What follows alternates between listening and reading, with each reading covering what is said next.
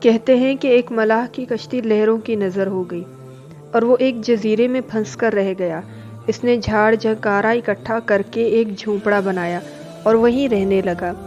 دن گزرتے رہے اور کوئی اس کی مدد کو نہ آیا، اور آتا بھی کیسے کہ کسی کو کیا خبر کہ وہاں کوئی موجود بھی ہے۔ سمندر کی موجیں اس کی خبر کی پہچاننے کی راہ میں حائل تھی۔ ایک دن وہ زوروں قطار روتا رہا اور اللہ پاک سے گلہ کرنے لگا، اے میرے اللہ، تو نے میرے ساتھ کیا کر دیا؟ ابھی وہ آہو زاریوں سے فارغ ہو کر جھونپڑے سے باہر ہی نکلا تھا کہ آسمانی بجلی نے اس کے جھونپڑے کو جلا کر راکھ کر دیا۔ ملاح یہ منظر بے بسی سے دیکھتا رہا۔ کچھ ہی دیر کے بعد کچھ لوگ اس جزیرے کی طرف آ گئے۔ ملاح نے خوشی اور حیرت سے پوچھا، تم لوگوں کو کیسے پتہ چلا کہ یہاں کوئی ہے؟ لوگوں نے کہا، ہم نے اس طرف سے آگ اور دھواں اٹھتا دیکھا تو خیال گزرا کہ شاید کسی کو ہماری مدد کی ضرورت ہو،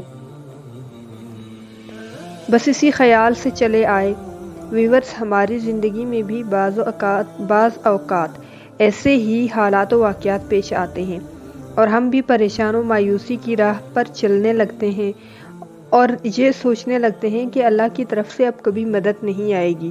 کبھی بھی اللہ تعالیٰ سے نا امید نہ ہو، وہ بہترین کارساز ہے۔ دیر ہونے کا مطلب یہ نہیں کہ وہ دعا کبھی قبول نہیں ہونی، تم دعا مانگنا ہی چھوڑ دو۔ دعا مانگنے کا مطلب یہ بھی نہیں کہ اسی وقت قبول ہو جائے۔ ہاں، بلا شک کچھ دعائیں منہ سے نکلتے ساتھ ہی قبول ہو جاتی ہیں، تو جن میں دیر کرتا ہے نا، ان میں صرف وہ تمہارا امتحان لیتا ہے، تمہارا صبر آزماتا ہے، تمہارا یقین آزماتا ہے کہ آیا میرے بندے کو مجھ پر ابھی بھی یقین ہے کہ نہیں۔ تمہیں پتہ ہے کہ تمہارا مسئلہ کیا ہے؟ تم نے اپنے فیصلے اللہ پہ چھوڑ تو دیے ہیں، مگر دل سے نہیں چھوڑے۔ تم اب بھی چاہتے ہو کہ کاش فیصلہ وہی ہو جو تمہاری خواہش ہے۔ یہ کیسا اعتبار ہے بھلا؟ سمندر کے بیچ کھڑے شخص کو اس بات سے کیا غرض کشتی آر لگے گی یا پار؟ اسے تو بس یقین ہونا چاہیے، میں ڈوب بھی گیا تو یہ میرے لیے آر یا پار جانے سے بہتر ہوگا۔ یہی تو اعتبار کا امتحان ہے۔ اللہ جتنی محبت اپنے بندے سے کرتا ہے، وہ آپ کے گمان سے بھی آگے ہے۔ ہم صرف وہ دیکھتے ہیں جو ظاہری خوبصورت ہے، جبکہ اللہ یہ بھی جانتا ہے آپ کے لیے کیا خوبصورت ہے۔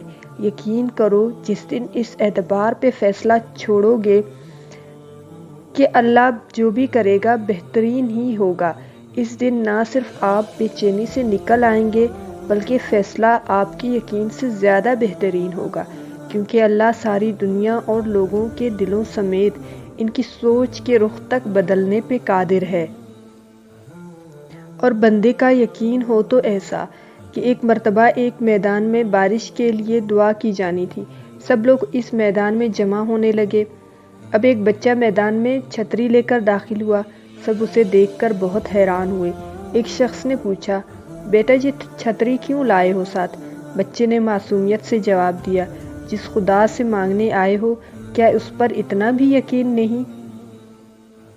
اللہ پہ توکل یقین کی حد تک کرو۔